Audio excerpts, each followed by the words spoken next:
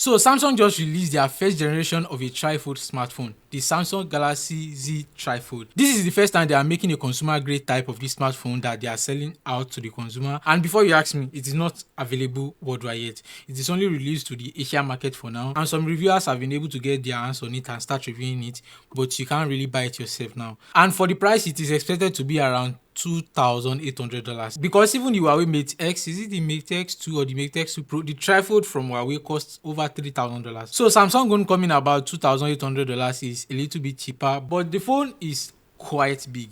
Folded together, it is the same aspect ratio as the C Fold 7, but when you unfold it, it is as big as this iPad right here. This iPad has a 10.2-inch screen. That Samsung Galaxy Trifold has a 10-inch screen. So this screen here is just a little bit.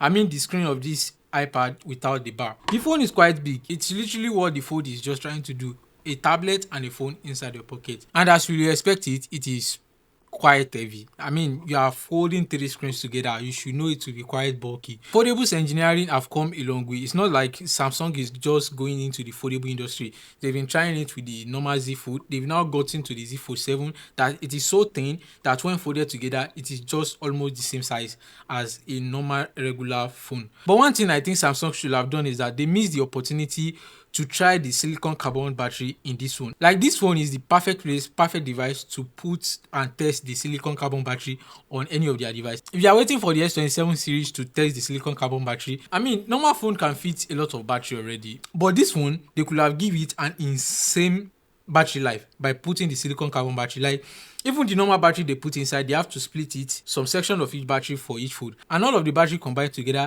is still about 5,600 mAh battery, like just 600 more than the normal S26. They could have tried a silicon carbon battery. If they tried that, they could have fit up to at least 8,000 mAh battery inside that phone, and the battery life will just be over the roof. Like, you will be getting as much screen time you are getting on an iPad on a phone from your pocket. Imagine having a Trifold, a normal phone and a Trifold, that you can get about 10-hour screen time on it. And one thing I also noticed is that the engineering of Samsung Trifold is different from the Huawei one. Huawei ones fold in like a Z kind of stuff, so it doesn't have extra outer display. It still uses one of the display from the inside from the outer display. But Samsung own folds in like a U type, so there is extra outer display and there is the inner display.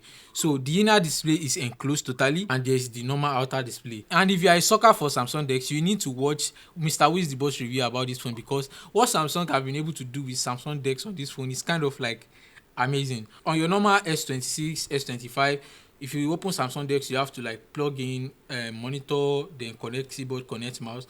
But this phone can be the monitor for Samsung decks on its own, and it can also be an extended display if you connect it to another monitor using Samsung decks. It's kind of crazy. Not a lot of people is going to buy this phone because it's not like very practical, and inside screen is like very fragile. I think more fragile than the normal Z Fold 7. But what do you think about this phone? My name is Ridwan, and I talk tech.